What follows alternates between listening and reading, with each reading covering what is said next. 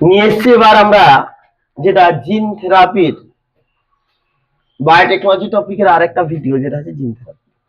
তো প্রশ্ন হচ্ছে জিন থেরাপি জিনিসটা কি, সেটা জানার আগে আমরা প্রথমে একটা গল্পের মাধ্যমে সংজ্ঞাটাকে উপস্থাপন করি। কি না, ভাবো আমাদের দুজন স্টুডেন্ট, একটা হচ্ছে সঙ্গীতা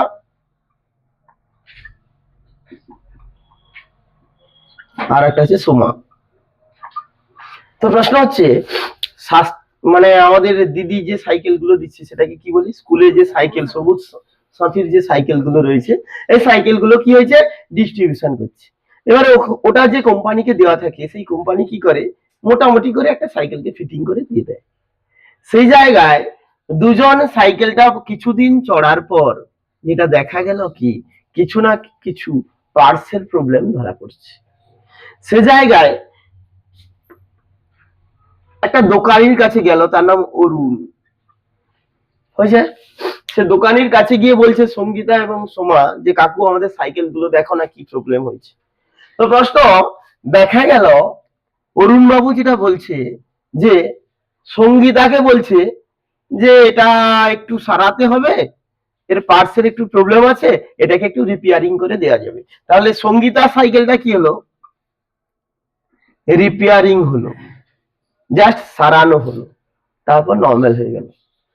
সোমার সাইকেলটা যখন নিয়ে যায় তখন বলছে বাবু রে, এটা তো এমন পজিশন হয়ে আছে, ওকে সারানো যাবে না, ওকে নতুন পার্টস দ্বারা প্রতিস্থাপন করতে হবে। অর্থাৎ কি করা হবে, রিপ্লেসড করতে হবে পার্টসটাকে। রিপ্লেসড পার্টস মানে যে জায়গাটা খারাপ হয়েছে সেই জায়গাটা নতুন পার্টস দ্বারা প্রতিস্থাপন করতে হবে। উভয়কেই কিন্তু আমরা সাইকেল সারানো বলি।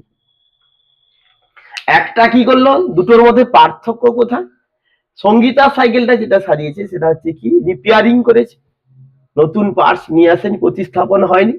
আর সোমার যেটা করেছে কি, সেই জায়গায় কি করেছে, ওই পার্টসটাকে চেঞ্জ করে নতুন একটা পার্টস দ্বারা প্রতিস্থাপন করে সাইকেলটাকে নর্মাল করেছে। হয়েছে, দুটোই কিন্তু সাইকেল সারানো। এবারে প্রশ্ন হচ্ছে কি, হ্যাঁ আমাদের ঠিক একই রকম কোন জিনগত রোগ ধরা পড়লে, ধরো কোনো জেনেটিক্যালি ডিজিজ, কোন জিনগত রোগ যদি আমাদের ক্ষেত্রে ধরা পড়ে, আমরা দুটো পদ্ধতি এরকম ব্যবহার করতে পারি। একটা হয় ওই জিনটাকে রিপেয়ারিং করতে পারি, মানে সারাতে পারি, অথবা ওই জিনটাকে সুস্থ জিন দ্বারা রিপ্লেস করতে পারি। অন্য কারোর একটা সুস্থ জিন দ্বারা এটাকে তুলে দিয়ে সুস্থ জিন দ্বারা এটাকে কি করতে পারি, আমরা রিপ্লেস করতে পারি। অর্থাৎ সুস্থ জিন দ্বারা প্রতিস্থাপন করতে পারি। হয়েছে, ঠিক কার মতো, সোমার মতো। হয়েছে, এই পদ্ধতিকেই আমরা বলবো জিন থেরাপি। তাহলে আমরা জিন থেরাপি কাকে বলছি, তাহলে দেহে কোনো জিনগত রোগ ধরা পড়লে যে প্রক্রিয়ার মাধ্যমে ওই জিনকে সারানো কিংবা সুস্থ জিন দ্বারা প্রতিস্থাপন করা হয়, সেই প্রক্রিয়াকে বলছি আমরা কি, জিন থেরাপি। এইবার আমরা জিন থেরাপি যদি লক্ষ্য করি, সাকসেসফুলি প্রথম আবিষ্কার করছে কি, অ্যান্ডারসন, আর নর্মালি ডিসকভারি বলে ব্লেজ এন্ড অ্যান্ডারসন। এই জন্য আমরা অ্যান্ডারসনকে বলি ফাদার অফ জিন থেরাপি। একদম সাকসেসফুলি জিন থেরাপি সম্বন্ধে যে প্রথম একদম প্রপার নলেজ দেয়, তার নাম হচ্ছে কি, অ্যান্ডারসন। নেক্সট আমরা আসছি কি, জিন থেরাপি টাইপ। টাইপ বলছি দুটো জিন থেরাপি হয়। কি দুটো জিন থেরাপি, যখন একটা ক্লাসিক্যাল একটা নন ক্লাসিক্যাল জিন থেরাপি। ক্লাসিক্যাল জিন থেরাপিতে বলছে কি, যে ওই ত্রুটিপূর্ণ জিনটাকে সারানো হয় যখন, তখন তাকে বলছি ক্লাসিক্যাল।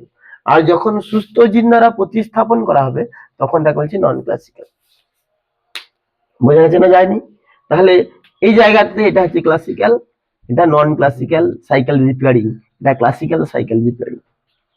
হয়েছে, তাহলে আমরা এখানে ক্লাসিক্যাল জিন থেরাপি কাকে বলবো, দেহে কোনো জিনগত ত্রুটি দেখা গেলে যে প্রক্রিয়ার মাধ্যমে ওই জিনটিকে সারানোর মাধ্যমে কি করা হয়, রোগীকে সুস্থ করে তোলা যায়, তখন তাকে বলছি কি আমরা ক্লাসিক্যাল জিন থেরাপি। আর নন ক্লাসিক্যাল কাকে বলবো? দেহে কোনো জিনগত ত্রুটি দেখা গেলে যে প্রক্রিয়ার মাধ্যমে ওই ত্রুটিপূর্ণ জিনটিকে সুস্থ জিন দ্বারা প্রতিস্থাপন করা হবে তাকেই বলছি কি নন ক্লাসিক্যাল। হয়েছে? এইবারে আমরা চলে আসবো জিন থেরাপির অ্যাপ্লিকেশন, মানে কোন কোন পারপাসে আমরা জিন থেরাপিটাকে ব্যবহার করব। ফার্স্ট হচ্ছে জিনগত রোগ নির্ণয় ও নিরাময়। ফার্স্ট, জিনগত রোগ নির্ণয় ও নিরাময়। সেকেন্ড হচ্ছে অটো ইমিউন ডিজিজ নিরাময়। দেখো, জিনগত রোগ নির্ণয় নিরাময় মানে আমরা সংজ্ঞাতে পড়েছি আমাদের বিভিন্ন ধরনের যে জিনগত রোগ হয়, থ্যালাসেমিয়া, সিকেল সেল অ্যানিমিয়া, ফিনাইলকিটোনুরিয়া, বর্ণান্ধতা, বুঝতে পেরেছো? এই যে বিভিন্ন ধরনের জেনেটিক্যালি ডিজিজ গুলোকে জিন থেরাপির মাধ্যমে কি করা যায়, খুব সহজে নিরাময় করা যায়। বুঝছে? কারণ প্রথমে আমরা ডিটেকশন করব যে আমাদের কোথায় জিনটার মধ্যে কোথায় চেঞ্জেস এসেছে, তারপর প্রপার জিন থেরাপির মাধ্যমে আমরা কি করতে পারি, ওই জিনটাকে সারানোর মাধ্যমে কিংবা সুস্থ জিন দ্বারা প্রতিস্থাপনের মাধ্যমে খুব ইজিলি ওই রোগটাকে নিরাময় করতে পারি। ফার্স্ট। সেকেন্ড হচ্ছে অটো ইমিউন ডিজিজ নিরাময়। এবার প্রশ্ন আমরা যে অটো ইমিউন ডিজিজ নিরাময় মানে কি? অটো ইমিউন ডিজিজ মানে, অটো মানে নিজের, ইমিউন মানে ইমিউন সিস্টেম, ডিজিজ মানে রোগ। তাহলে নিজের ইমিউন সিস্টেমের কোনো অ্যান্টিবডি যখন নিজের দেহকে আক্রমণ করছে, কথাটা বুঝতে পেরেছো? মানে প্রশ্নটা হচ্ছে কি, বাইরের লোক যখন ছুরি মারছে সেটা ডিজিজ, যখন নিজের ফ্যামিলির লোকই নিজেকে ক্ষতি করছে, নিজের ফ্যামিলির লোক আবার ক্ষতি করছে, আমার নিজের লোক যাকে আমরা অ্যান্টিবডি বলে জানতাম, সেফটি বলে জানতাম, সে যখন ক্ষতি করছে তখন সেই ধরনের রোগকে বলছি কি অটো ইমিউন ডিজিজ। মানে তাহলে আমি এই রোগটা কেন হলো, আমি ডিফারেন্সিয়েট করতে পারছি না কে আমার বাড়ির লোক কে আমার বাইরের লোক।